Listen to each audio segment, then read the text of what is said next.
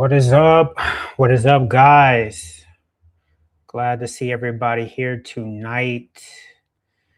If you guys can, por favor, do me a favor and go ahead and drop a one in the comments so I know that you guys can hear me. Also, if you can, hit the like button on the way in. Appreciate you all. Man, we got some stuff to chat about tonight, man. These these Instagram streets, these social media streets is heating up. The talk is crazy right now in the town. Um, I'm getting threats, so we're gonna get into it tonight. Hola from Brazil. Oi, tudo bem? Yeah, we're gonna talk about it tonight, man. It's a lot going on Instagram. Like I said, I done got some threats already. My content has been tagged in the migration has been tagged in migration Instagram, the mayor's Instagram, and a few other people's Instagram by Colombians. Like I said, we're gonna get into it tonight. So the question is gonna be basically is Medellin too hot right now for content creators, but as well, what is the temperature in the climate right now? So like I said, I definitely want to get into all that tonight. One of the first things though I want to do is I want to go over some of these comments that I post are that are in the posts that I made about Capo getting deported.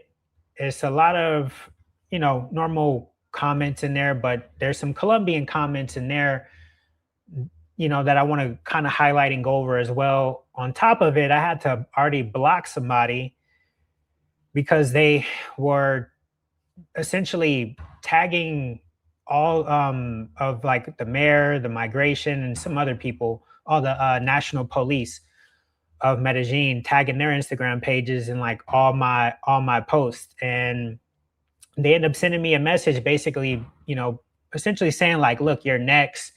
You're out here objectifying women and essentially promoting sex tourism. I'm like, yo, look, you can look at my content. There's nothing about my content that is promoting sex tourism.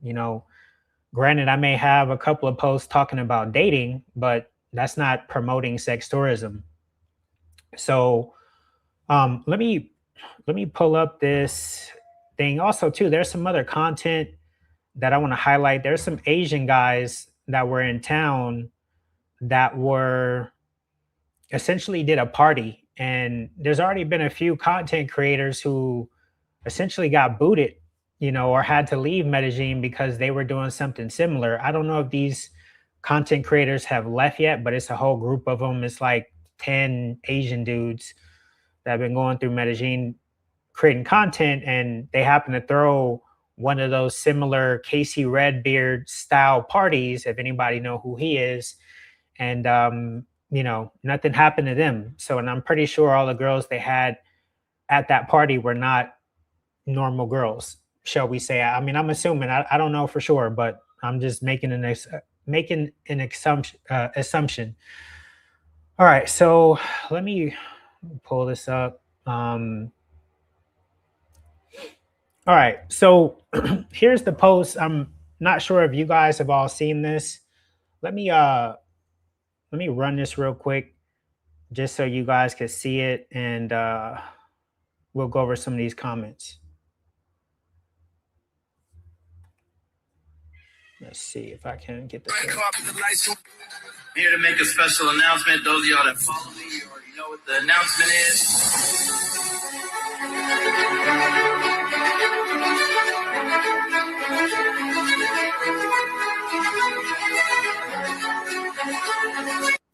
A popular content creator that created content about Medellin and Colombia was recently just deported from Maria Jose Cordova Airport for promoting parties that had to do with sex tourism. Now, for a lot of you guys that may not believe that Medellin is over the whole sex tourism reputation, believe me, they are. And they're showing it with their actions more than just words. Not only are they denying people at the immigration, but they are now kicking people out of the country that are promoting sex tourism online.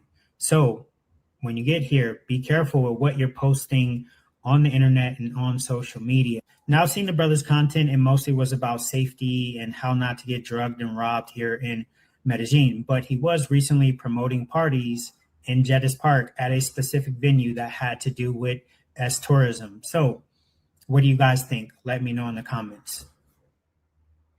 All right. So that was pretty much basically the video that I made. And from that, there was pretty much essentially a shit storm of comments that flew in there, which was expected. I understood that taking on the responsibility for making the content. And of course, I knew there was going to be a lot of haters, Colombians, whoever, people that feel either for or against, what Capo was doing. And all I tried to do was basically just kind of report the news, because not everybody may be following the Migration Colombia page. And of course, they didn't know this happened, to maybe a content creator that they follow. So in the comments here, like I said, I figured there would be some people hating or whatever. It's just typical. It happens anytime you post content or you choose to try to put stuff out there. You're going to get people that are for passport bros or against passport bros. To me, I don't even like the term. It's just people traveling, whatever. That's, they do their thing. So essentially here, let's see. So one of the comments that I had, let's see if I can find it.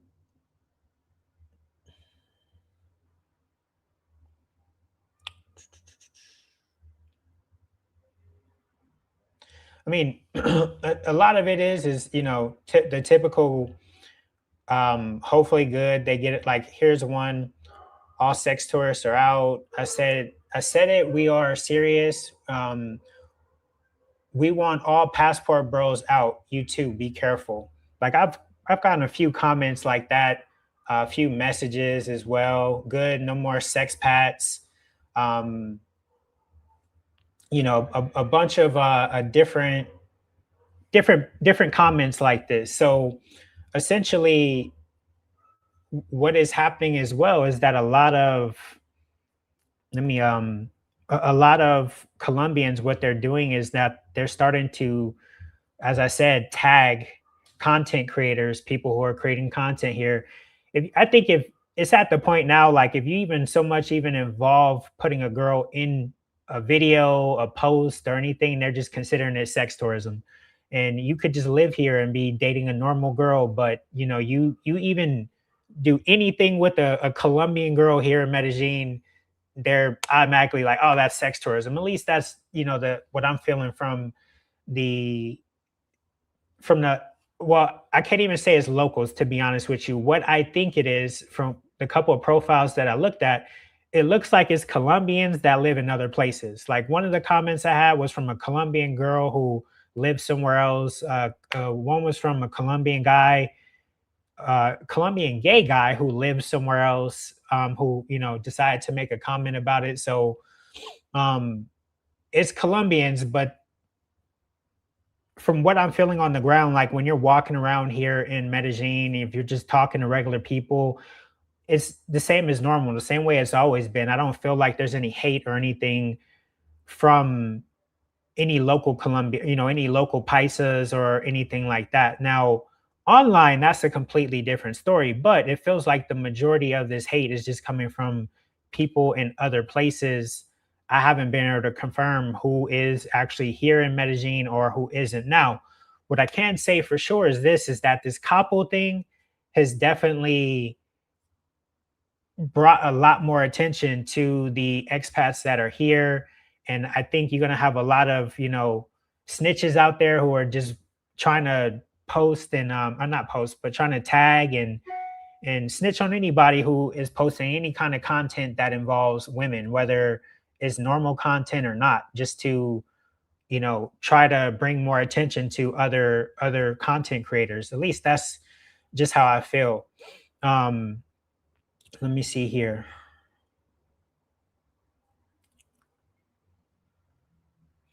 What's it say? Casey got fucked up. Weird guy. I don't know if you're talking about Casey Redbeard. I don't know the guy. I saw a little bit of his content at the tail end of when he left Medellin. I was just coming into Medellin, but I heard the situation about, potentially him doing parties and bringing, S workers there. But I don't really know the guy that well. Um, Pat, what's up, man? He says, I knew it 3+ years ago when they did nothing to, uh, what was that? To stop the scopolamine attacks. Um, what else you got? Colombia has resistant groups, cartels, all kinds of problems. So they don't really care at this point. Could be, man. That could be what it is. Medellin is cooked if they are coming at you. um, Honestly, man, like I said, I think they're just is people just trying to throw their anger anywhere. And I just happened, maybe I was the first or second one to make that content about Capo. And, the post, I won't say it hasn't went viral, but it's gotten a okay amount of attention, but it's definitely bringing more, more light to me. But as I said, I'm not tripping. I'm not here on a, um, I'm good. I'm not outside of the time that my visa or anything that I'm supposed to be here. Now, Capo had 1 hour ago an official statement. I guess he's going to make a statement on his own platform, but this is what he wrote on my page. I don't know if I can uh, zoom this in or not. Let's see. No, I can't. But basically, he says the people who benefited the most from my events and promotions and were impacted the most once that stopped are the same ones who paid to have me removed, which I don't know, that doesn't make any sense. I have paid to have my situation reviewed, and the facts are simple. I had a valid visa for years. If I was doing any of the things being claimed, that visa would not have been approved and renewed time after time. My purpose in Colombia was always clear: educate people on the real dangers, help others avoid bad situations, and bring awareness when things went wrong. My events were safe, legal, and operated in partnership with Colombian-owned businesses in Laureles, Jettis Park. I broke zero laws. I was never arrested, not once. Yet somehow the government chooses to publicly post my face and push misleading information about my case, while at the same time protecting the identities of individuals who have committed serious crimes, including sexual offenses that alone should make people stop and think about what's really going on. Instead of focusing on instead of focusing resources on solving real cases like the recent tragedy involving the flight attendant, the attention is directed towards someone speaking openly about reality on the ground. Though my official response is coming soon. It will be calm, direct, and based on facts, nothing else. So that's the statement that Capo left on my post. And apparently he tried to do an interview with a famous or a popular YouTuber. I mean, not YouTube, well, YouTuber slash content creator. But because things is hot, and I'm not going to say who the creator is, because things are hot with Capo right now, and he don't want attention brought to his platform, he declined essentially to do the interview with Capo. So Capo essentially is, I guess he's going to make his own statement on his own platform. So that's the last thing that Capo has said regarding this whole situation. Now, I said this on the Homies Hub last night, the panel that I was on with them. This has nothing to do with his content about safety or anything like that. This had to do with him promoting parties and inviting people to come to Medellin and attend these parties that had S workers there. So, that's the real reason why they decided to kick him out, which they have every right to. And I mean, I understand he's mad about it and he may feel like whatever he was doing was legitimate, but as at the end of the day, we all have to remember we are a guest here. This isn't our country, this isn't our home.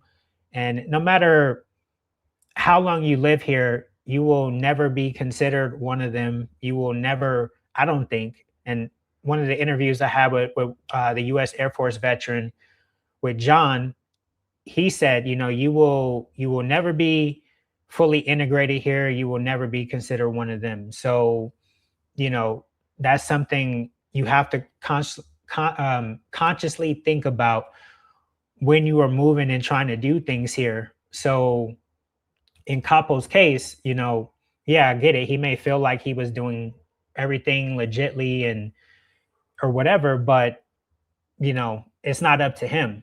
And it's our place to kind of walk a straight and narrow line as possible. And me personally, like I wouldn't want to get involved with anything that has to do that's tied into S work or S tourism. But that's just me. Um, everybody does what they do. Everybody's grown man. You're free to make your own decisions once you get here. But yeah, that is the last thing that Capo said. Um, let's see what I have here. What's up, Rick, man? Rick Travels. Black man in America. Wait, what is that? Black man, American man destroyed the image of Sosua, Medellin, and Pattaya. Nobody want black American men in their country. I'm sorry, but Medellin is over. More deportations of black Americans. Now,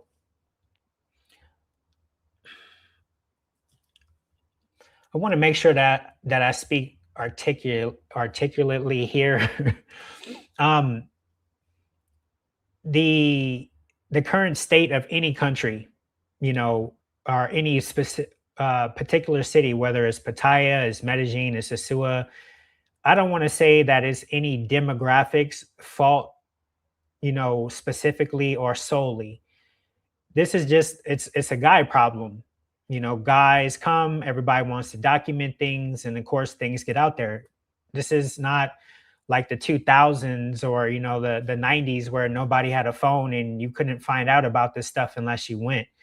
Everybody wants to get views, make content, try to get paid from making videos and stuff like that. So of course just more stuff is documented. We live in a information age. So, and it's not just black men that were going to Sosua. It was white, it was Asian, it was everybody else. The same people or the same guys that were going to Sosua, they're coming here to Medellin, they're going to Thailand, they're going to, Mexico, wherever else, wherever there's prostitution, there are men traveling there to indulge in that type of entertainment. So it's not any one demographic's fault, it's black men. So, I'm not going to put that on brothers like, oh, it's just solely our fault because, we may be a bit more of the majority that goes and then partakes in it, but it's men's fault in general. It's all men. Something that we all got to take responsibility for and do better. It's not just one group specifically. So the Colombian government has more plans to start mass the deportation of black American men the minute they arrive at all airports throughout Colombia. I don't know where you getting that information from. I haven't heard anything like that, and this just sounds like your opinion, your thought, or speculation. Uh so the man I see getting deported the most from Colombia are white. I see a little bit of everything, to be honest. It's black, it's white, and a lot of times they blur their faces, so you really don't know, you know, what nationality are. I mean, you might be able to just see their skin, but realistically, we have no idea where these people are from. I will say, I've seen what looks like a different shade of everything except Asian, but yeah.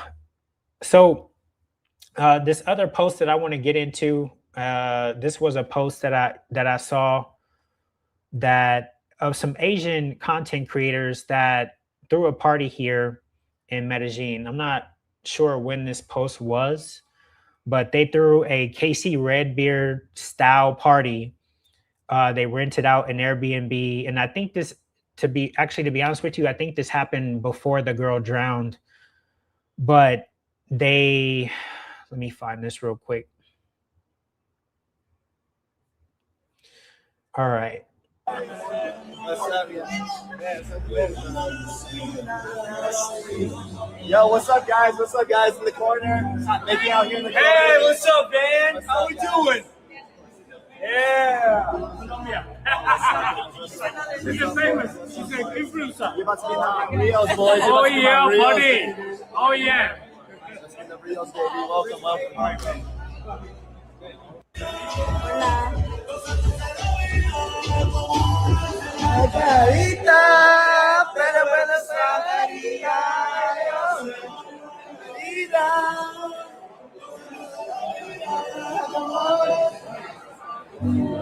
Nancy, what's up, guys? What's up, guys?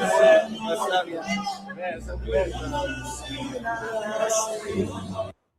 So this was the content from these Asian creators that were here in Medellin, and as I said, it's no way every girl in that house that they had there was a normal girl. There's no way you're coming here as a tourist and you're able to get that many women together for one night without, going through some of them that have to be working. But,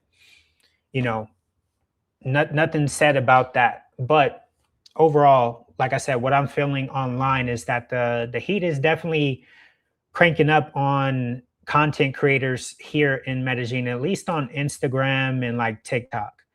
YouTube, I haven't really felt anything or seen anything that much. A few, comments here and there, but the majority has been through Instagram and TikTok. And as I said, majority of the comments I've seen of people who are, have a lot of negative to say that are Colombian, they seem to be the ones that are living outside of Colombia, not actually here in Colombia. But, there are people who, because my content is in English, a few other content creators, their stuff is in English. So this is just other people that speak English. There's only about 5% of Colombians in all of Colombia that speak English. So it's a very small demographic. So I like I said, I don't think it's Colombians that are having an issue with a lot of the content creators that are, that are here that are creating content in English. Now, if you go to the migration page, yeah, of course, it's Colombians all day in that page that are basically saying good. And of course, I get it. They don't want the sex tourism here, and that's totally fine. But as I said, I do think this is something that they are slowly starting to get tired of. And this is coming into essentially like the video that I made today, talking about essentially the drama with Jettis Park and the mall that's being built there. Now, if you guys didn't see that video, I created a video today essentially showing how close, actually, let me pull that up, how close Jettis Park is to where this mall is that they're building. Now, a few people have made some comments and like, oh, that space looks too small to be a mall. It doesn't matter about the space. This is what is being said about what's being built there. Now, the developers that have chose to invest millions of dollars there, to me, it's the same thing that's like with Sosua. There are going to be investors that come in that want regular tourist dollars where they can benefit from both men and women, not only men. With Jettis Park, there's only men that they can benefit from there. If they clean those businesses out, or not necessarily clean them out, but if they get it to where you can have business from men and women, more than likely they're going to increase their profit, their profit margins, and make more money versus you're only able to serve one demographic of people. So I totally understand it from a business standpoint. Now, this mall also too, I'm assuming they don't want to have integrating that type of business with, if this is supposed to be something that's family friendly, where people are going over to where this mall is supposed to be. Let me get to some of these comments. Nino, if you start expelling people for promoting illegal parties, your city is cooked. He never advertised sex workers, just hip hop, Afro beats, and reggaeton events. So as far as I know, I saw maybe a couple of posts where his parties were promoting that he was going to be at Gusto's. And obviously, if his audience is English speaking, Americans, Europeans, whatever they may be, and you're telling people, hey, come to my event, and those events are offering at least what's being claimed is packages, whether it's for entry or whatever, you're now benefiting from the same S tourism essentially with you're now making money off of that. Now also too, what they said is that, and a few people have reported on this as well, is that he was also essentially trying to educate people on how to get around migration procedures with faking illnesses, getting, fake doctor's notes or whatever, like, faking injuries and stuff like that to try to get around migration. And that's where it became illegal. So this is just what I've seen, and what also too I researched as well. If there's a problem, club owners or the city should deal with it, not him.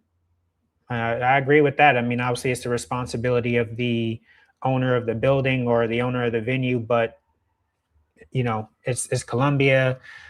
It's there. It's not his country overall. To say, like I said, me personally, I wouldn't even got involved with it. I would have chose some other form of business. If you want to work with tourists, with local Colombians and do business, find another avenue or something else to do versus just getting involved with that line of work. Period. Now, if he was doing stuff in other venues like in Laurelis or whatever, obviously that's not Jettis Park, but I don't know enough about the details to really speak on it educatedly, in a educated way, shall I say, to really, to talk about it. The same day the YouTuber was deported, they also deported a Hispanic guy too. The Black American got all the publicity. That is 100% true. It actually was more than just Capo. It was 6 or 7 people that got deported that same day. But they chose only to show Capo and put basically all the publicity on him.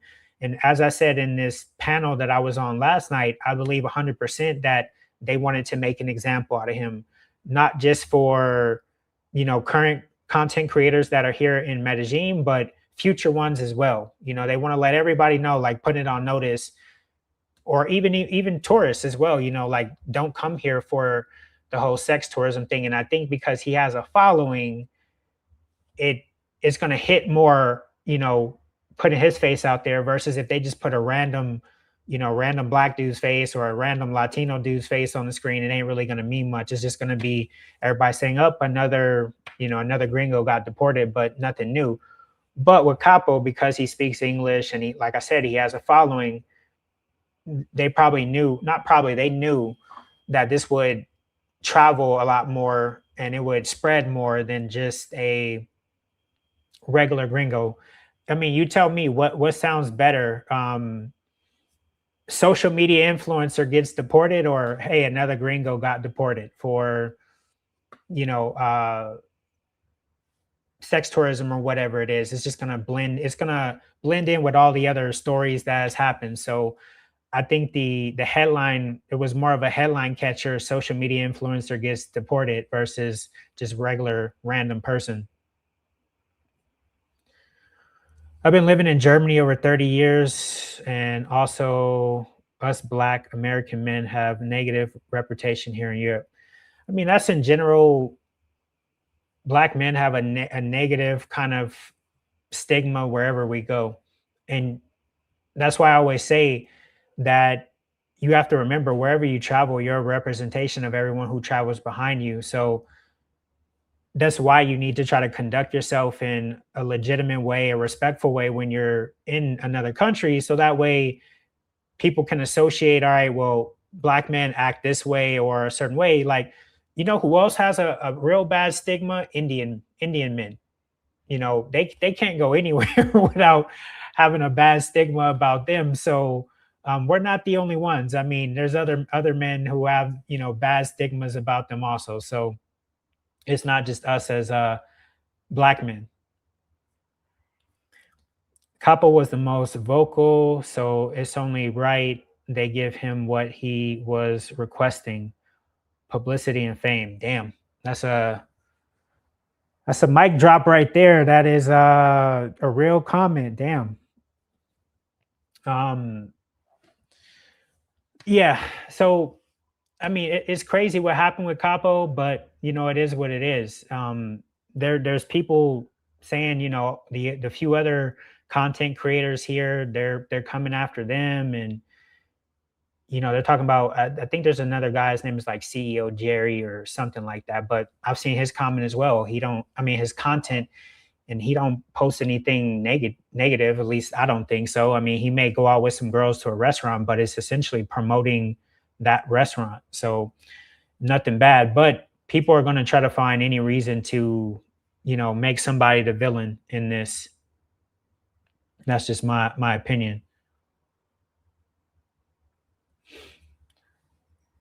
Seems like so little shit to deport someone. Probably overstay. From what I heard, his visa expired, but I think he was still within his 90 days because the reports say that his visa expired in January. So even in January, right about now, around this time, would have been about his 90 days. Well, we're in April, so March would have been his 90 days.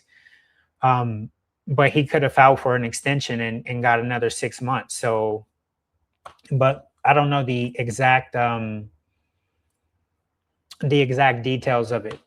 But yeah, overall, like I said, I definitely feel like online on Instagram and TikTok, or just the online space in general, definitely people are coming after the content creators who are here in Medellin. I won't say all of Colombia, but for the guys that are creating content like using women, there's a few content creators that do that, you know, where they mainly are using women to go out and do stuff with.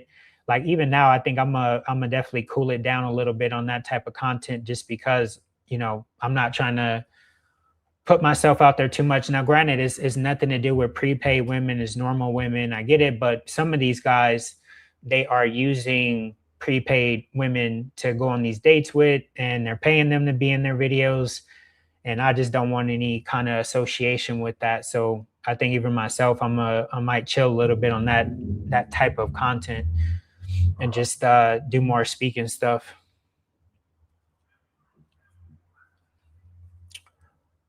The immigration office said it was not due to visa, but his promotion of sex tourism, which revoked his visa. He has currently, I didn't know that. He's not able to return for 5 years. Yeah, I that part I know. He has a 5-year ban and he cannot return without a visa, which that part didn't really make much sense to me, because you get a visa as soon as you come into Colombia. You get a 3-month tourist visa on arrival. So that didn't really make any sense, unless they're going to try to push it where they're forcing him to get a much more like permanent visa. That wasn't really clear and didn't really make much sense to me, because the only temporary visa is a tourist visa, and everybody is given that same visa when they, you know, when they get here. So I didn't really get what they meant by that. So but yeah, man, as far as the sentiment of, like I said, local people, I don't feel like there's any more hate than there has been, or, you know, targeting or anything like that from local people here. When I was out today, I went to the Ciclovia, went around to get some stuff done. The other day, I went to take my car in to get the 10,000 kilometer service.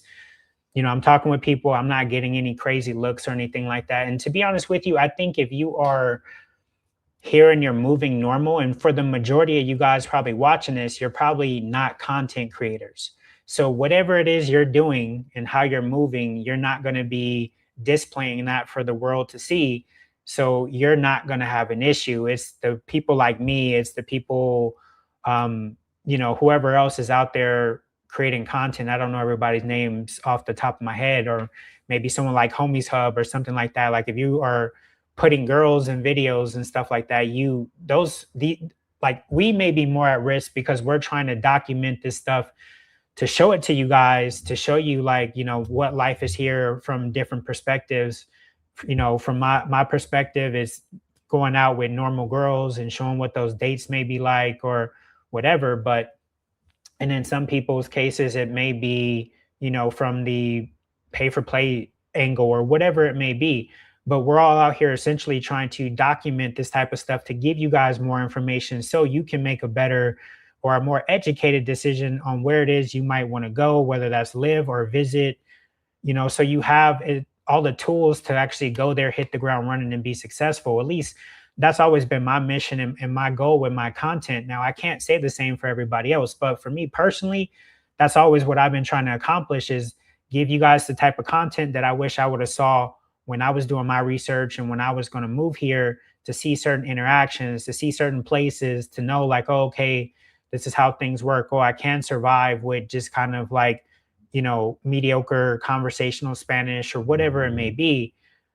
Not everybody is out here trying to just only show the, pay for play side of it or just the hookup side of it. And this is usually why, like, for the most part, if I do go to another country, like when I went to Peru and, now I'm trying to plan to go to Venezuela, I always try to stay for a month because, I want to be able to get a good sample size to be able to give you guys as far as content on a lot of different aspects of life and whatever that country or place or city may be.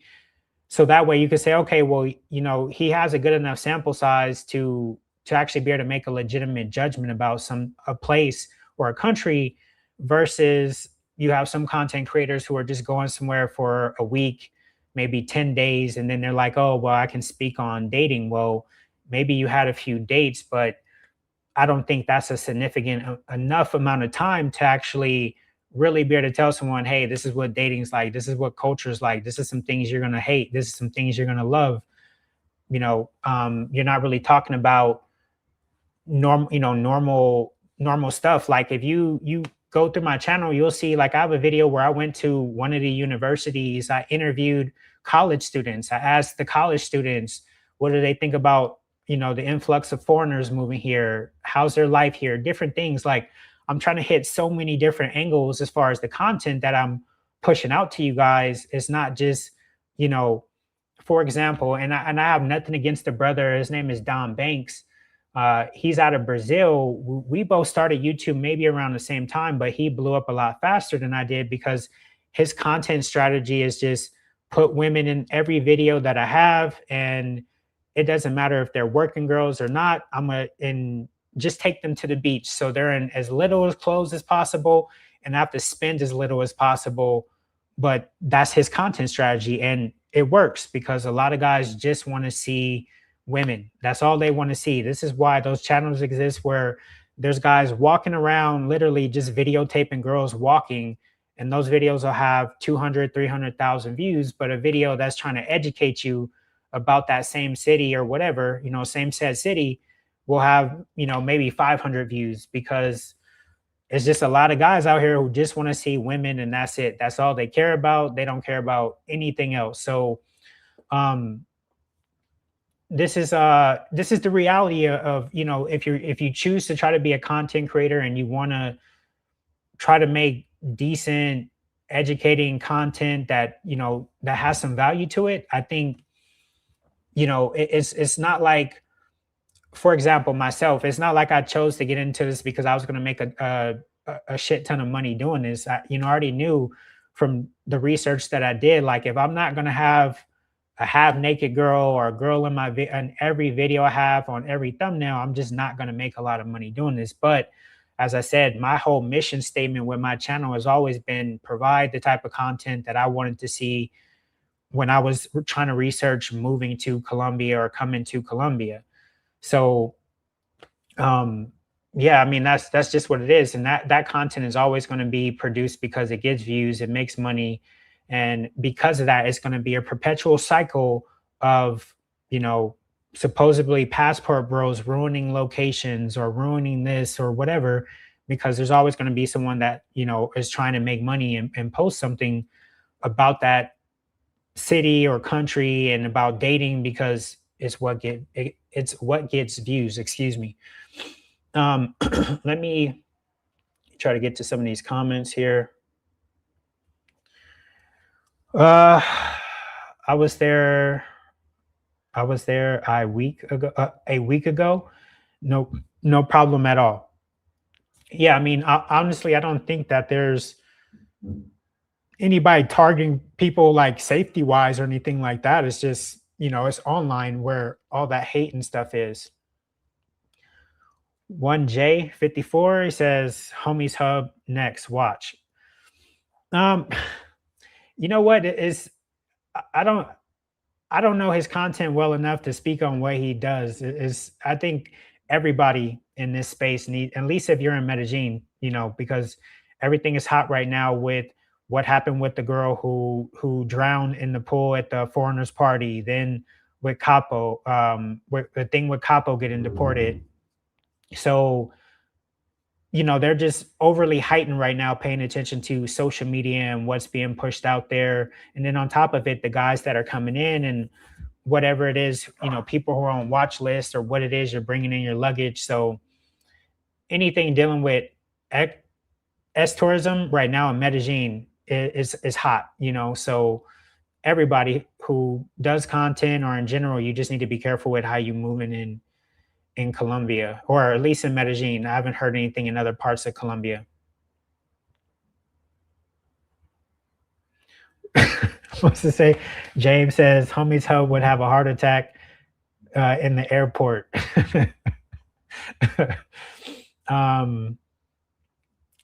Was this one? I don't think they can get Homies Hub. Let's see what else comments we got here. Hope this is a lesson. Don't film or post everything, especially abroad. Tourist spots are fine. Underground is word of mouth only. 100% agree with that. I think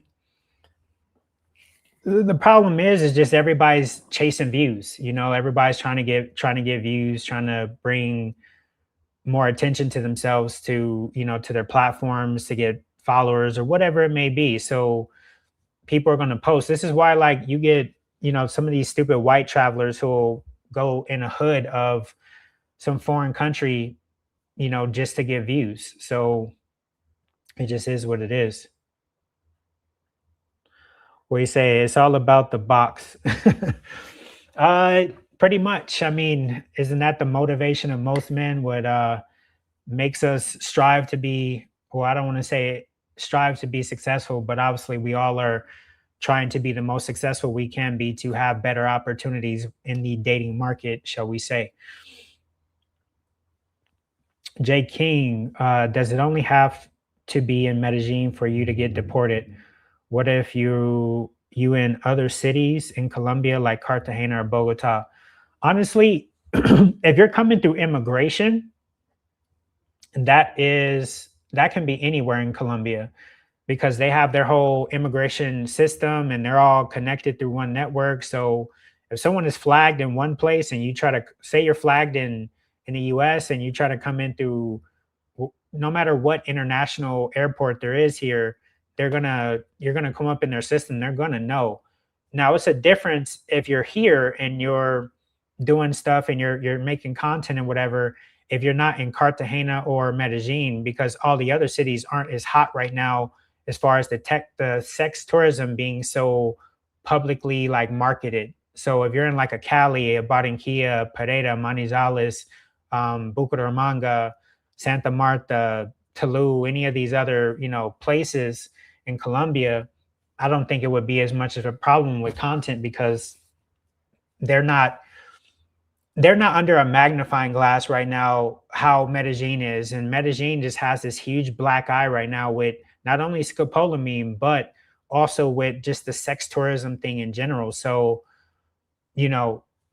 I think if you're in other parts of Colombia, you're not going to have any issues. It's just I would avoid it as far as like stuff with women and anything around S tourism with Cartagena and Medellin, because those are the two cities that are most known for it, in my opinion.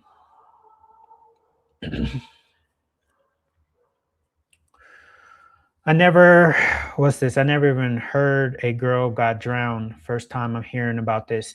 Yeah, so basically what happened in like close to the El Tesoto, if you know where that is area, a little bit kind of past Poblado, there were some foreigners who rented either a house or apartment. I heard two stories. One was house, one was apartment, but I believe it was a house because there's not a lot of places here that have a swimming pool. If it's an apartment, usually it's going to be a public swimming pool. And if it's a public swimming pool, more than likely you're not having no party around no public swimming pool. Too many people would complain. So, and usually they don't allow drinks and stuff around the swimming pool. At least in my building, they don't. And I'm pretty sure that's the same. Actually, that's the same with most, because one of my friends, it's the same thing at his place too. Like they don't allow you to have drinks and stuff around the pool. So, they were renting a house, and either the girl was drunk, high, or something, and they end up leaving her by the pool. Now her friends were there as well, and I don't know if she fell in or what, but essentially when they went back out, they found her in the pool unresponsive, and ambulances were called and everything, but she ended up passing by the time they found her. So yeah, that happened, and that was maybe about a couple of weeks ago.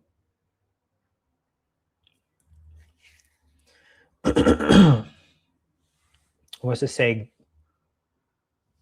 Goldie Mac was deported just like Capo a few years ago. There was a Caucasian guy in Bogota was deported as well years back. So this is not just Medellin, it's Colombia law of publicizing S tourism.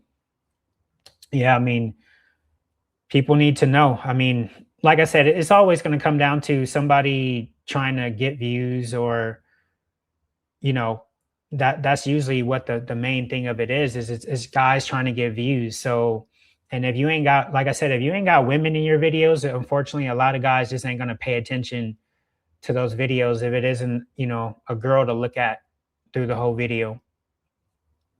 So what does this say?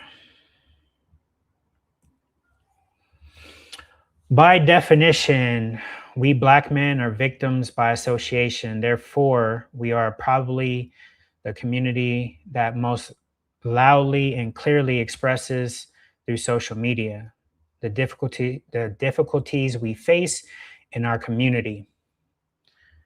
Yeah, real comment, man.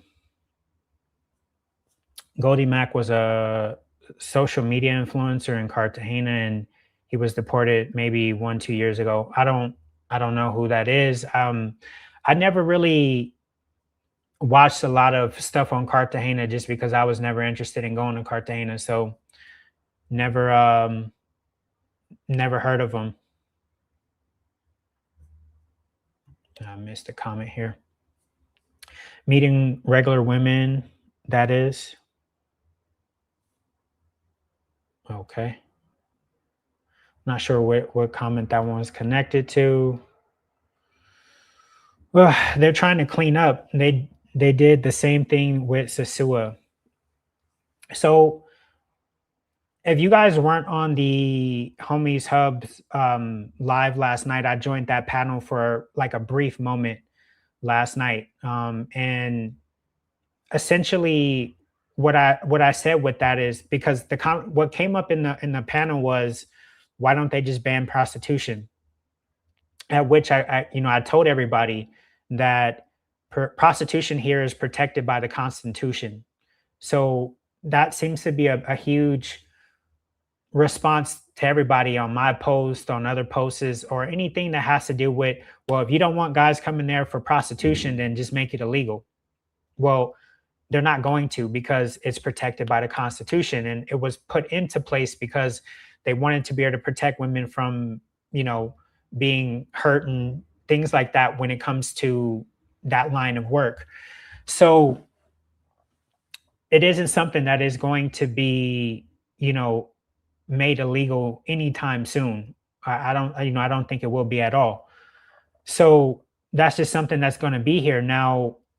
What I think is it's the responsibility of the guys that are coming here. Like, hey, if you're going to come here and indulge in that, you don't need to be posting everything. You know, there was a saying I grew up with: real G's move in silence. So you don't need to, publicize everything and post everything.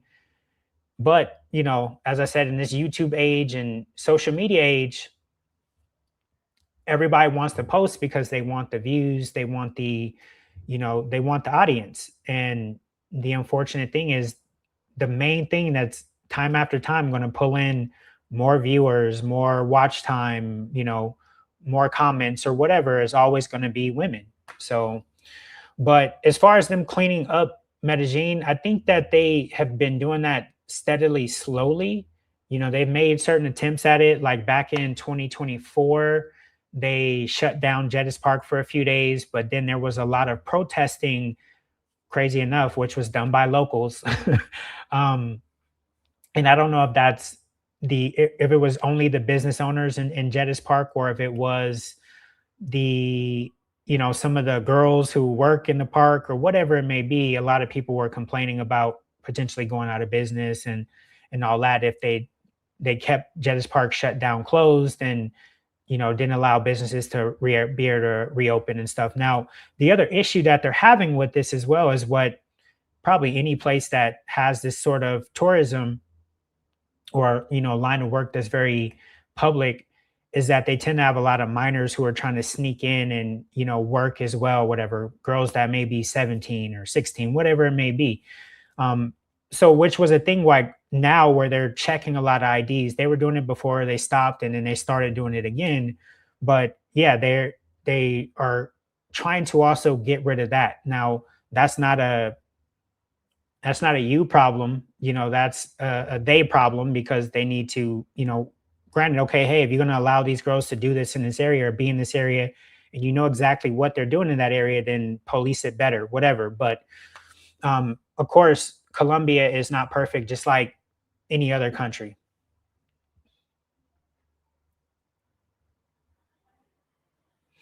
Everything just gets magnified 10x if you're black.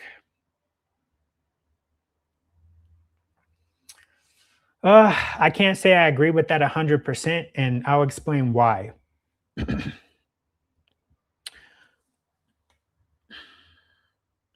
I think it depends on the level of what you're doing. For example, there was in Bogota, there was a DJ who was a girl. She was very, very pretty. She was essentially had like a trick or a sugar daddy, whatever you want to call him. It was a guy who thought he was in a long distance relationship with her. And I'm not sure if you guys have heard about this story. Let me try to pull it up, just so I can bring it up.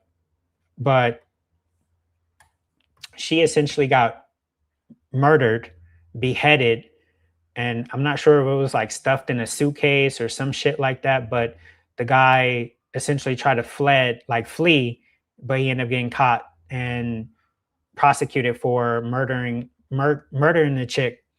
Now, this was a white guy, but if a black guy did it, I don't think that would have been.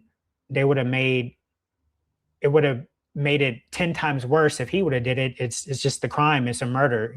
Whether you're black, white, green, yellow, whatever. It would have been publicized the same. Now, it might have been different if it's somebody who deals with social media, but if it's just a normal person, I don't think it would have been any different.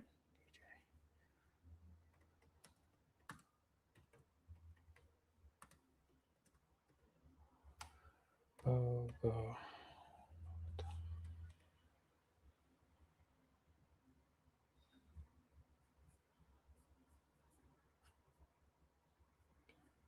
Let me see. Let me pull this up real quick.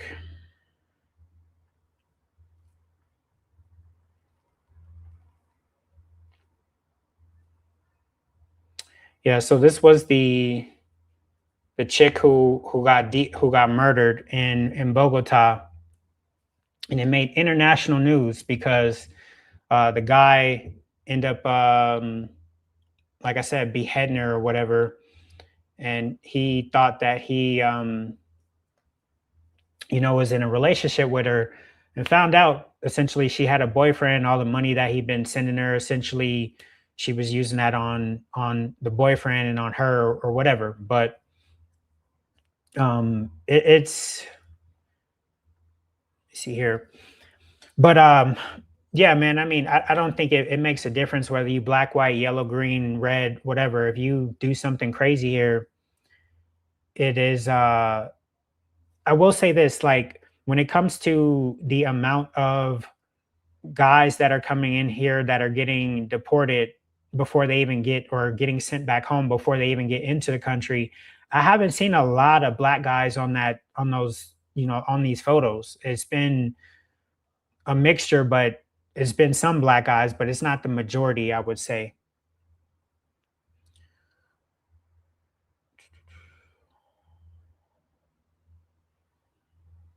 Let's see here. That was my question exactly. These countries want the money for S tourism. I don't quite buy that. Keep it legal to protect women in these countries. It's all about the money. I mean, of course, everything comes down to money.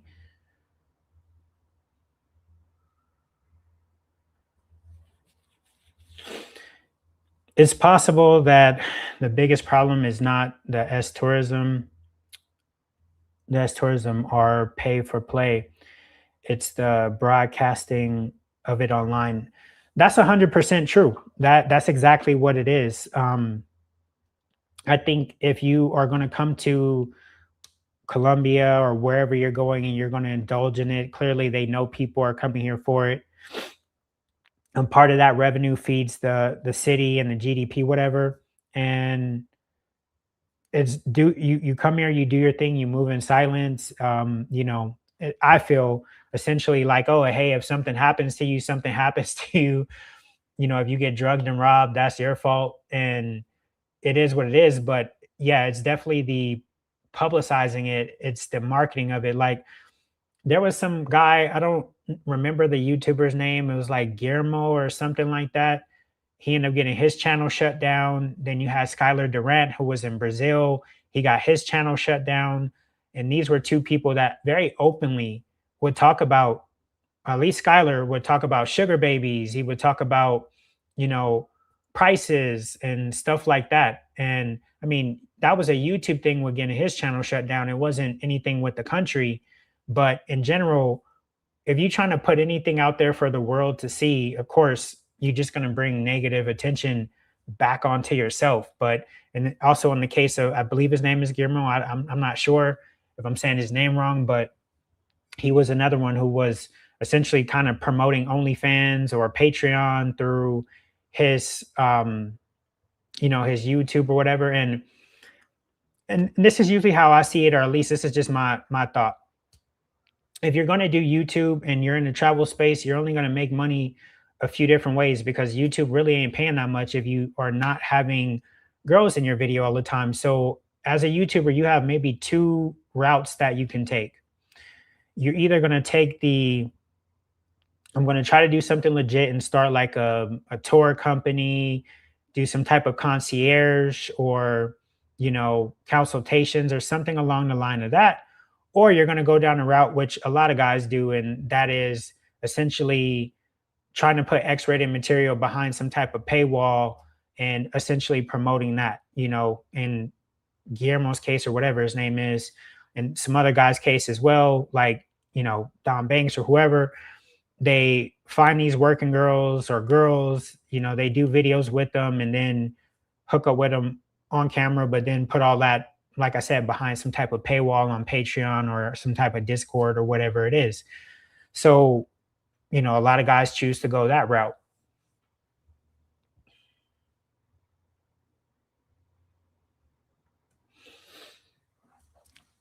What's to say ninjas that Ninjas done messed up the game. White dudes been going over to Colombia doing this for decades, no problem. You might have a point there. You might have a point. You definitely might have a point there.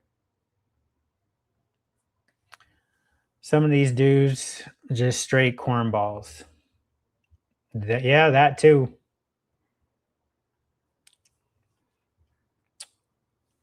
Let's just respond. What is this? Not really. Most of the people getting drugged and robbed aren't us. Majority of the people getting drugged and robbed, or I mean, here's the thing: we don't know if it's brothers or not, because I think brothers aren't stupid enough to go make videos about it and go cry about it publicly on the internet. That's usually white dudes. It's usually Asian. It's every other ethnicity.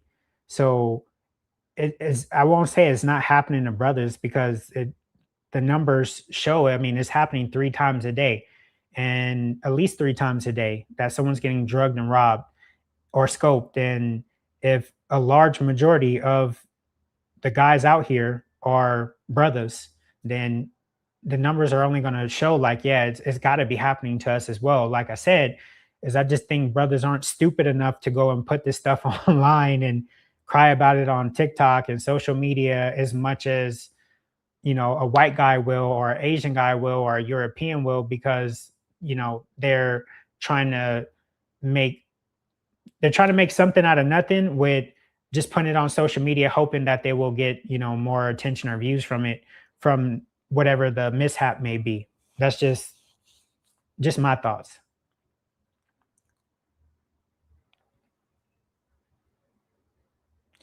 Man, you you guys give me a minute. I need to grab some water.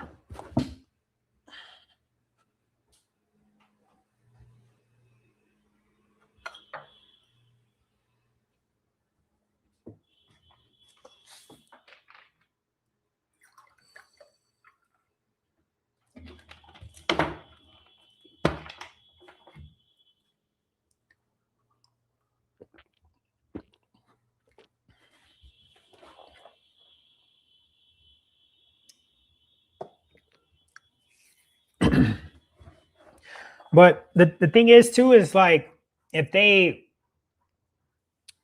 here's another thing I see. If you want to keep the S working and all that stuff, just move it all to El Central, where move it to that area. If anybody knows Colombia well, El Central, there's already prostitution there. Just move it all there. I mean, granted, that may deter a lot of guys from going down there, but or move it all, make it to where, if anybody has been to or heard of, some of the establishments here where you can go, where it's like indoors, it's not like outside on the street. I don't know any of them. Excuse me, but if you put them all inside of a building where you have beds and everything else. Like, I've heard of some of the establishments here. I don't remember the name of them, but if you do something like that, where, okay, yeah, guys are coming here for it, but they're going to a casa somewhere, that's in the hills or whatever, then it's still being done, but it's out of sight, out of mind. It's not just publicly right there on the street. So I don't know. I think that's a solution that they could.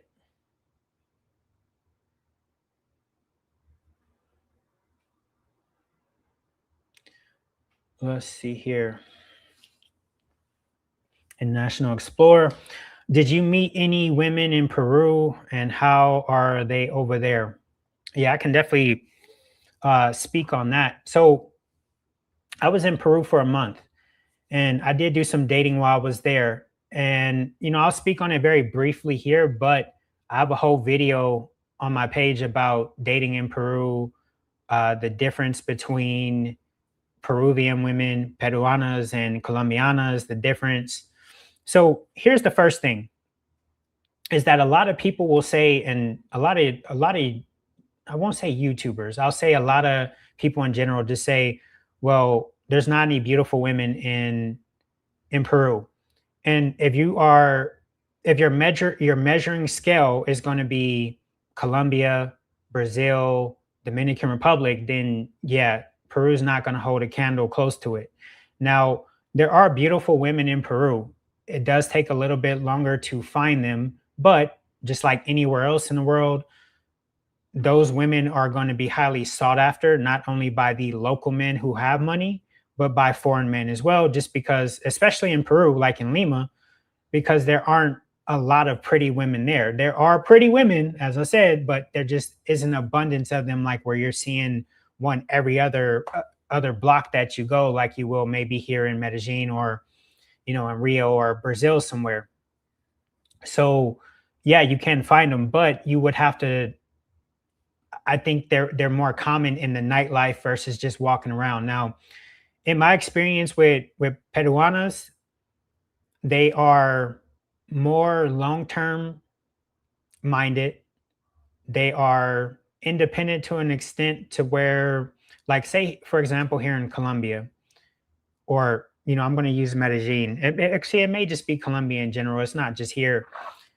You may be like, all right, yeah, let's meet somewhere. But the girl is going to ask you, can you pay for her Uber? Now, for you, you might be like, look, that's not a problem. Uber's like $3, $4 or $5, whatever it is. But they're going to ask you to pay that, and then usually the expectation is that you're going to cover everything. With Peruanas, it's not like that. Like, I had girls that were, when I was in Lima, I was maybe about 15, 20 minutes away from the airport.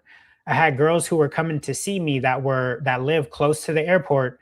Now, that Uber ride was about a $20 Uber ride.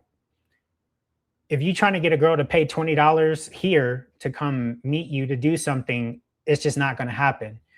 But in Peru, on a regular basis, I would get girls who would spend that money to get an Uber to me, regardless if I got their Uber back or not. They would still spend that money to get to me to get to the date, or even get their own Uber there and get their own Uber back. So women there are definitely a little bit more independent. They're more long-term minded. I said this before in my videos. I think you are more than likely to find a wife in Peru than you are with anywhere else. If any of you guys know International Zoe, I know he was talking to a girl that was in Peru. And from what I saw with one of his last videos that popped up on my feed, he's now with that same Peruvian girl again. So he's been kind of like repeating a lot now with that same Peruvian girl. So that'll tell you right there, like, Peruvians, a lot of people sleep on Peru and Peruvians, but there's some gold there. And I think with Peru, it's never going to be a hot spot like a Colombia or anything like that. One, because they're not known for beauty, and two, it's not a pay for play city. Of course, they have it like everywhere else. There are pros advertising their services through dating apps and stuff like that, just like here in Colombia, but it's not as prevalent as it is here. So because of that fact alone, a lot of men are just not going to want to go there because they don't want to do the work of actually going on a regular date, trying to like have game and talk to a girl and do all the stuff that you have to do in order to get with a girl, especially if you're only going to be there for 2 or 3 days. And in a lot of cases, the pay for play thing is something a lot of guys turn to because, hey, I'm in a city for 3 or 4 days. Most people aren't going to go travel somewhere for a week or a month like I have or like I normally do.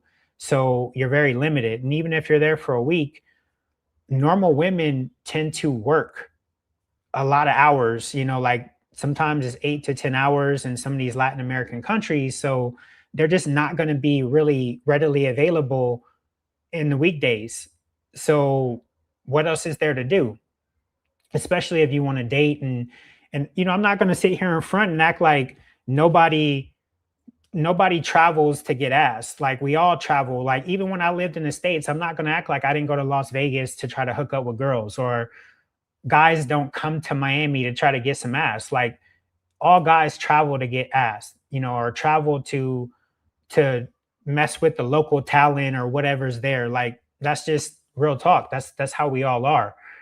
And I think any guy that says that they don't, they're lying. So I'm not trying to penalize any guy for traveling to get some ass. That's that's just what we all do. That's a part of having fun when you travel.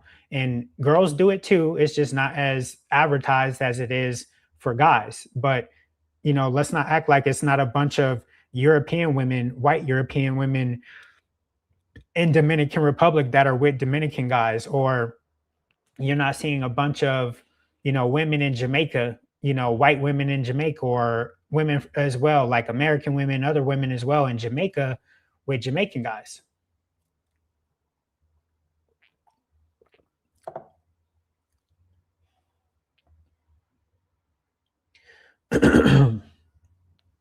Is it expensive in Peru? Ubers are a little bit more expensive, and food is a little bit more expensive if you're going to eat out at restaurants. But as far as like, you can find apartments and stuff like that similar to what you can here in Medellin or in Cartagena, 1,000, 1,200 a month, something like that. Food, if you're grocery shopping, that's probably about average of what I was paying here, or what I'm paying here in Colombia. So the most expensive thing will probably just be eating out at restaurants, eating out at restaurants. But otherwise, I don't think it's that much more different. Let's say is a spot in Central. I think that's the name of it. Yeah, I don't know. I don't really mess with the whole pay for play thing, so I couldn't tell anybody any names or anything. Hell nah, Lima was cheap as fuck. Like I said, to me, I feel like eating out was the most expensive part of it.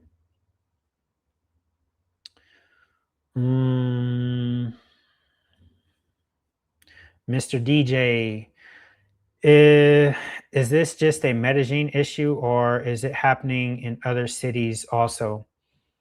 When you say other cities, you mean other cities in Colombia, other cities in parts of the world? That question is super vague. But to try to answer this, if you're talking about here in Colombia, honestly, I don't know. I haven't heard of anything. I mean, I heard of them denying entry to guys in all cities, not just here in Medellin when it comes to immigration. But these are usually guys that are on some type of like angel watch list or something like that. It's not just here.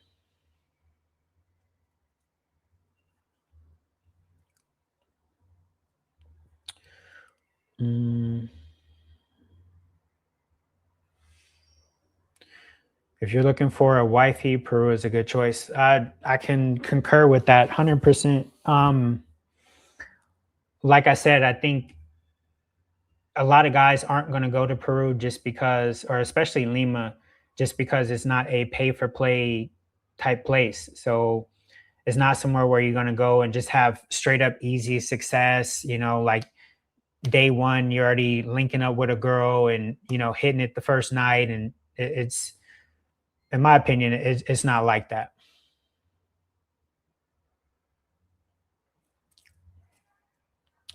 Men have to travel to get ass. It's in our DNA.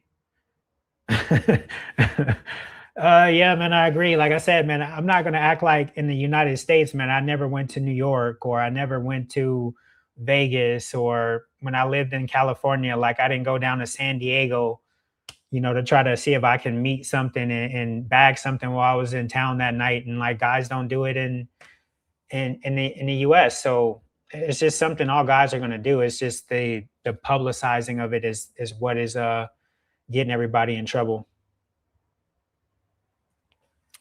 What's to say? Yeah. Shout out to Zoe. That same Peruvian girl comes to New York to visit him recently, or came to New York to visit him recently. Yeah, man, I'm telling you, I am the biggest voucher for Peru in general, and not just Lima, but I remember when I was in Cusco, when I went to Machu Picchu, before I was getting the bus to get back to the train to get back to get to go to my Airbnb and into the airport. Even with just like waitresses, I would get, I was ordering my food or whatever, and I'd order everything. I do it in Spanish, but they can tell I'm not from there because of my accent. But they even seemed more intrigued, was asking questions. Like it just seemed like there was more.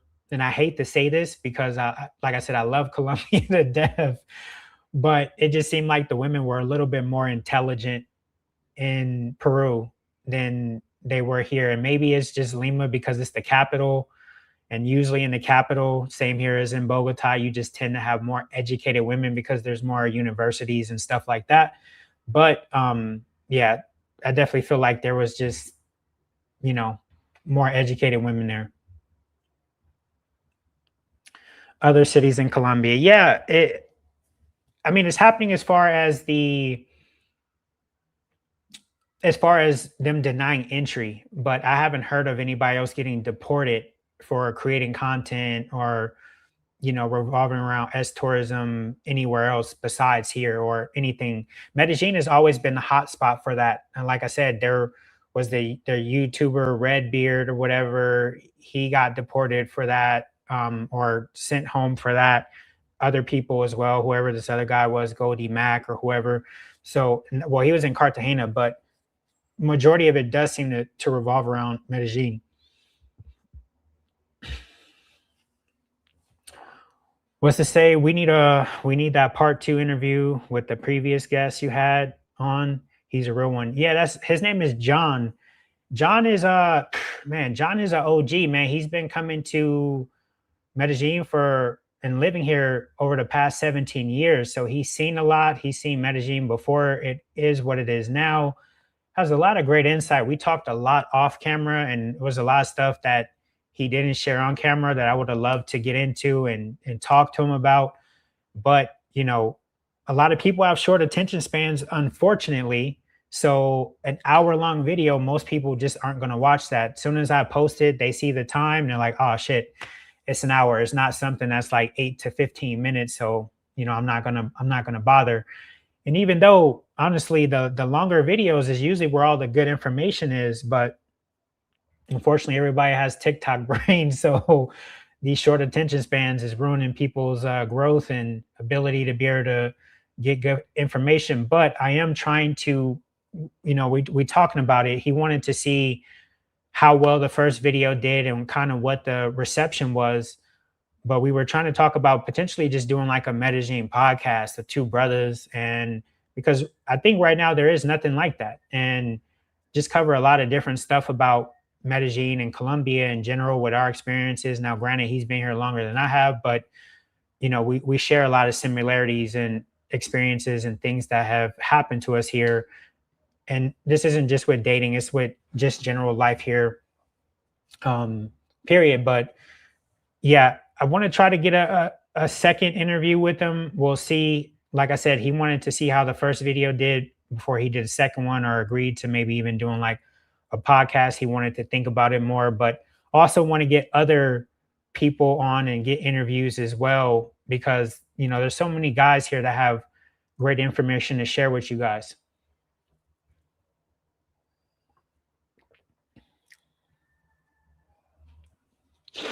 Do you feel safe in Colombia? Low-key, I'm scared of going there. Too much bad news. I don't want to risk it. If I didn't feel safe here, I wouldn't still be here. If that answers your question. I'm trying to say this in few words, but the most dangerous thing about Colombia is the women, is what you're coming here for. If you're coming here solely for that, I've never once felt unsafe as far as getting robbed or anything like that. But I do know in the back of my mind, like, yeah, it's something that could potentially happen. Even speaking on that recently, those of you who've been to Medellin, I'm sure you know of Sweet George's Cafe. Sweet George's Cafe, maybe like within the last couple of days or so, that was recently just robbed. The patrons there, basically someone pulled up on a moto, ran up on them and, robbed the the people that were eating there. So it is something that can happen. Ideally, for me, I prefer not to be eating at restaurants that are just like close to the street and that are open. I'd rather go to a restaurant where I got to walk inside of a building. But, sometimes you want to do something simple and just sit outside and, eat some street food or whatever it may be. But it is something that is realistic that can happen here. But in the 3 years that I've been here, I drive with my windows down. For the most part, Colombian people are honest, they're hardworking, they're normal people. And I'm pretty sure you've seen videos of when someone tries to rob somebody, they almost have a sense of like street justice here where the police will be like holding the person in handcuffs and you'll see people just punching the person or hitting them with shit and the police ain't doing nothing. Because realistically, here they don't like thieves. And even though they have a very victim blaming culture, if you got robbed, it was your fault in some way. But realistically here, they just don't like thieves. So it's not something like, oh, it's just encouraged, go rob people. No, they don't like that shit here. So it is to me, I feel safe. Like I said, I drive with my windows down. Clearly, not everywhere I go, if I'm going in some random barrio, I'm not driving with my windows down, but for the most part, I do. If I feel like I'm in a sketchy area, I'll roll my windows up just to make sure, no one can see in my car or see who's driving or anything like that. But to me, the reward outweighs the risk. And I'm not dealing with any sketchy type of women. So I usually don't have to worry about that. And my vetting process is pretty good with that. So like I said, I usually don't have that issue.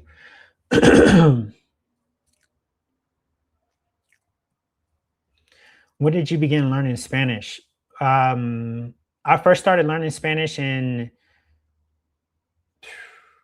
came here in December 2022. I started learning essentially in 2023. My first month after I came here for a vacation and decided that I really was like infatuated with Medellin, I decided to come back and stay a month. And then during that month, I just took Spanish classes 2 hours a day, Monday through Friday, every week for that whole month. And that's how I started learning Spanish. But even now, my Spanish still isn't that great because for the most part, I don't learn that Spanish that well in a very formal setting. I learn it better with just, talking to people, picking up like the simple mannerisms and slang that people tell you on the street.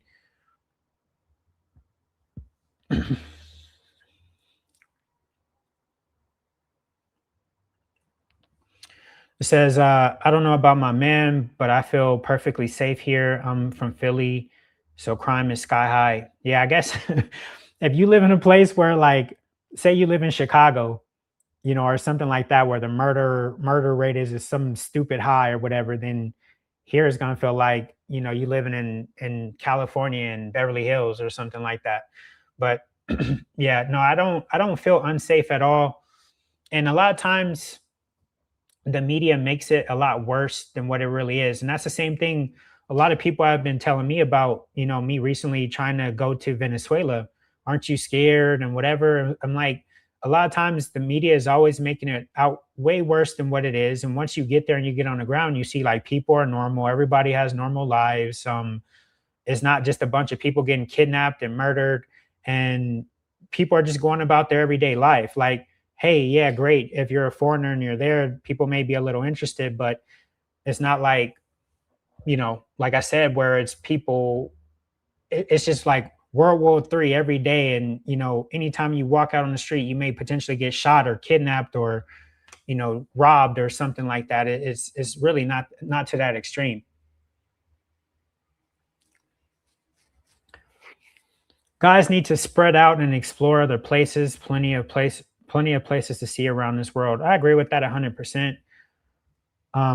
The only thing is if you're only going off of YouTubers try to stay within the places where it is they try to stay in the popular places because that is what's going to get the views, is what's going to get the clicks.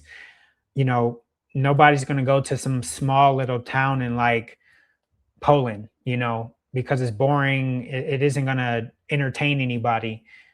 But yeah, I definitely agree. People should go out and see other places. But the problem is with that is that you're not getting a lot of content creators that's actually going to go stay somewhere for a year, 2 years, or something like that. I think the only other person that has done it recently is like Where's West.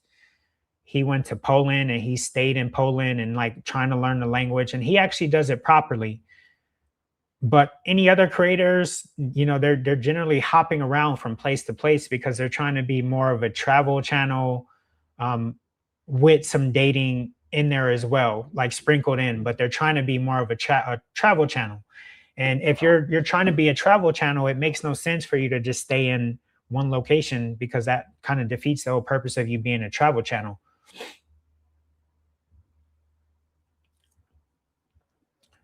All right. So which city for a first timer? If you're talking about Colombia, honestly, my suggestion would be the coffee region. Go to Pereira, Manizales.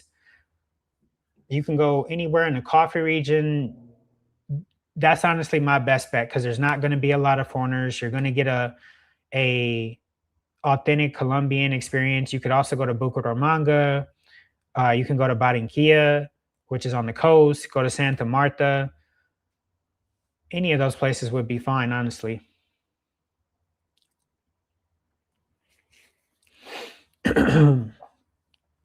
Pat, you are living as a regular expat with a car and a business. You will be one of the only few expats left. That is really what they want, a tiny number of expats. So, just to correct you here, I don't have a business here in Colombia yet. Yes, I do have a car, but I don't have a business here. I thought about opening a business, but seeing what some of my other friends are going through, and there was a YouTuber recently who just gave up his business from dealing with the whole bureaucracy and everything like that. It's looking less and less appealing to go the business route, even for the business visa. I rather, and I'll say this, like, I rather, if I'm going to do the visa, I rather either buy an apartment, which honestly, I think the smart move right now would be hold any type of money you trying to invest, because once Venezuela opens up, that is going to be a huge investment opportunity. And plus, property is going to be probably not stupid cheap there, but it's going to be a lot cheaper than what Medellin is. Medellin is already at the point of, in my opinion, of like Costa Rica, where a bunch of foreigners found out about it. Beautiful women, good weather, cheap. Everything is cheap, and bam, let's start buying places. And now a price of an apartment here is like 200, 300, some places $1 million US. Like, I don't know, they crazy with that. But it's the stupid foreigners that keep buying here. But I understand it in the same breath. I understand it because there's so many things, like they're now building a new arena in Sabaneta that's supposed to, be very tourism-ish as well. On top of, they're building the Christ the Redeemer statue near Guadalupe, which that's supposed to be 2 times bigger than the one in Rio de Janeiro. So they're doing all these things to bring a lot of tourism here. They're constantly, Medellin has been improving on their numbers year after year as far as that goes, as far as the amount of tourism that's coming into the city, and they're just trying to double down on it. They're basically just reinvesting more and more into tourism. So the investment opportunities here, I think, are pretty much not necessarily dried up. But if you expecting to get some high profit margin, where you're going to buy some place at like 30, 40,000 and then be able to make all this money on it, those days have been long and gone. So honestly, I think the next move is Venezuela. But no, I don't have a business here. I do have businesses in the United States, but I've been mainly moving here. Excuse me. I've been mainly moving here through the expat, the digital nomad visa, and as well through like a student visa as well.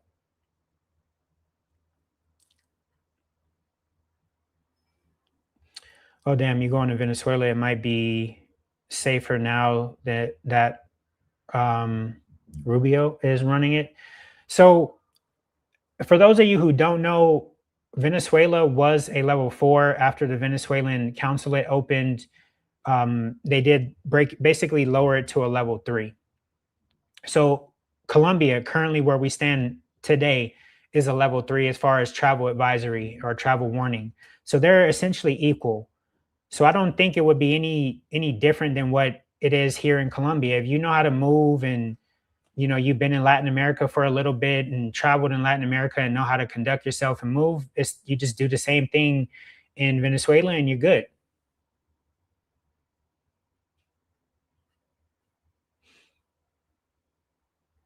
What's this say? No place like Medellin. Just buy a property. I got dual citizenship, US and Colombia. Don't put no business in Colombia. Yeah, also too, it's just super crazy as far as dealing with them with taxes and the Dion and all the stuff you got to go through with that. So, I'd much rather do something different. But as far as buying a property, prices are just too high here. There's no reason why you should be paying US prices to buy an apartment here in Medellin, Colombia, or in Colombia in general. You can go to Dallas, Texas and get a huge house for like 200K versus here now you're barely getting like a 2-bedroom apartment in maybe Poblado. You might be able to, I mean, you can still find some apartments on some of the lower barrios, the lower estrados, but those apartments are, it might be like 80 grand, but you're in a lower estrato. And it's like, well, why would you want to live in a lower estrato? And then on the second part of that is if you want the visa for buying property, that needs to be at, I want to say it's like 150 times whatever the minimum wage is or something like that. So at this current point in time, you need to spend at least 150K to be able to qualify for that, investment visa for buying a property. So if you're not going to be able to get that visa, what is really the point of buying property if you're not going to qualify for that?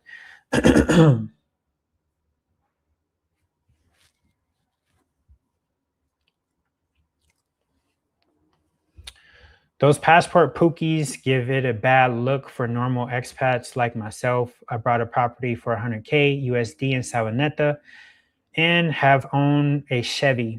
I live super low key with my wife of 3 to 5 years.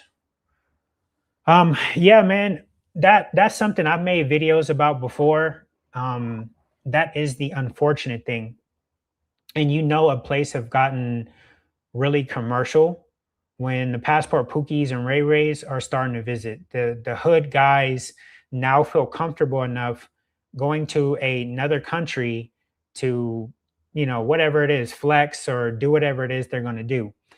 So yeah, I concur with that statement 100%. They definitely do not help. As the saying goes, you are a representation of everyone who comes after you. So it is what it is, and there definitely are quite a few of them who come here on vacation now, and essentially, I think the day that Medellin is officially really really cooked is when this turns into a spring break destination. Once that happens, then I'd probably, I mean, I've already planned on trying to go and see other cities and experience those so I can have more content to be able to offer besides just about Medellin. But yeah, once that day comes where, where and if or when and if Medellin becomes a kind of spring break destination, yeah, then I wouldn't even bother with here anymore, at least not anywhere close to a touristy spot.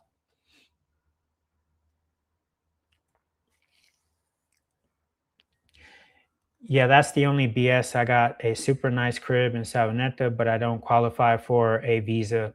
Yeah, that is it's the stupidest shit I've ever heard of, because it's like, yo, if you're spending money here, you own something, why would you not be able to stay here with a legal visa for, the property that you bought here? For example, right? I'm not sure who on the live has been, you know, seeing my content over the last month or so, but I was just in Ecuador and I did a live where I talked about the different visa requirements and all of that. With Ecuador, you can literally just put $41,000 in the bank. Now, I know for some people that's a lot of money, but if you happen to manage to be able to save up $41,000, you can essentially just put that in a CD in Ecuador, and that would work towards you getting a residency. And initially, when you first show up in the country, you get a 2-year residency. Essentially, you can stay in the country for 2 years without a problem. But I mean, I understand now with Colombia, it's such a hot spot. Everybody's coming here. You know, they got to try to make it a little bit more difficult. So I 100% understand that. Why no business? I just explained, why I didn't want to start a business here because of what I've seen, the experiences of what everybody else that I know here, what they've been going through. I don't want to deal with those same things. For me, honestly, if I'm going to do something as far as like worst case scenario, I need to get a long-term visa. What I'd rather do is find a girl that I trust and make some type of business agreement with her and be like, look, I'll give you 1,000 a year for the next 4 years because you have to hold these visa for at least 4 years in order to get a marriage visa. I would rather be like, look, I'll give you 1,000 a year. I'll give you 600 in June, and you'll get another, or I mean, let's say 1,200. I'll give you 600 in June, and I'll give you another 600 in December, and that'll be the agreement for the next 4 years. And work something out like that, and do it that way versus starting a business, because the pain and suffering that I'm seeing people go through here, dealing with not only a bureaucracy but everything else, it's just, to me, I don't see it as worth it. Hopefully that answers your question.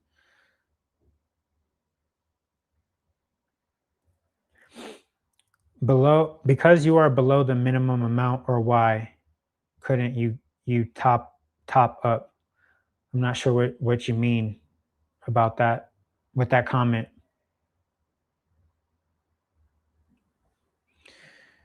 Too much work, not enough money. I say do something online, remote, and earn dollars. Yeah, that I agree with. Yeah, it's true. And then also too, the taxes here is the main thing. Obviously the locals, they know how to avoid the taxes and get around them and stuff the same way people do in the United States. But it's just the taxes thing, man. It's like 33% tax. And one thing that you guys don't know about business here, and this is the stupidest thing I've ever heard. Let's say you want to open a clothing store, right?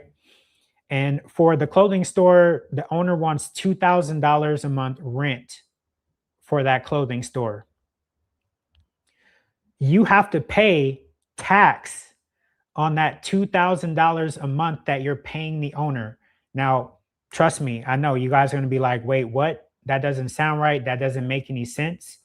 But I have a friend who owns a nail salon on Calle Diaz, and that is the case. Like, yeah, you have to pay rent on rent, essentially. Like, you have to pay tax. You have to pay taxes on rent, essentially. So it's just a bunch of stupid stuff here that just doesn't make it worth starting a business in Colombia, at least in my opinion, if it's something big.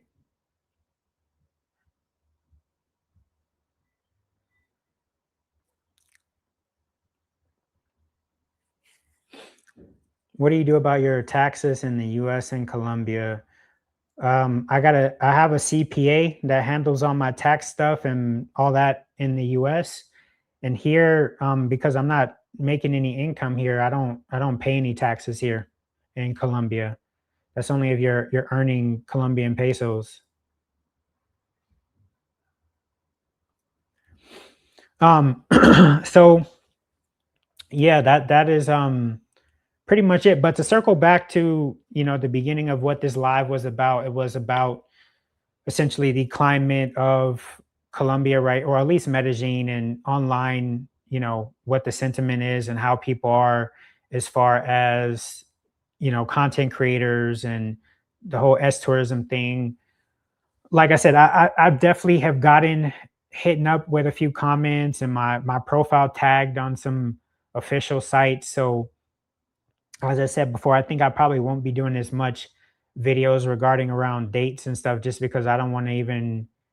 I'll still talk about it, but I just won't probably post any date videos, just because I don't want to be mixed up in anything closely remotely to S tourism. But but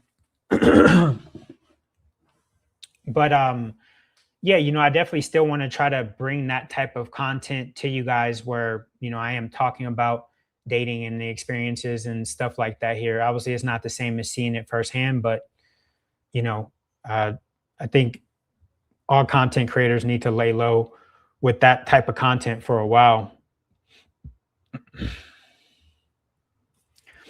All right, guys. So that's it for this live. I appreciate you guys watching, man. I should have some more content coming up this week. For those of you who had questions about Peru, go watch my Peru videos. Hopefully I broke it down well enough for you. In this whole YouTube game and YouTube space, I'm still fairly new myself. So on top of learning, how to make more better content for you guys, I'm also still learning how to try to be comfortable and talk on camera and be comfortable in front of a camera. Although I do photography and videography, I'm more comfortable behind the camera instead of in front of it. But like I said, nevertheless, hopefully the content that I do have out there is of value to you guys, and then as well the content that I continue to bring. I am going to try to get more interviews. I'm going to talk to John and see if I can get a part 2 with him, or see if he'll be down to do some type of podcast. If I do, I'll definitely make an announcement on that. That's something I think that would be big. Also, to be able to bring girls in and interview them. He does speak fluent Spanish. He's been living here 17 years. So I think that would be something that would be entertaining, but everything is, all up in the air. But appreciate you guys watching, man. I appreciate every last one of you guys, and you guys be safe until the next one.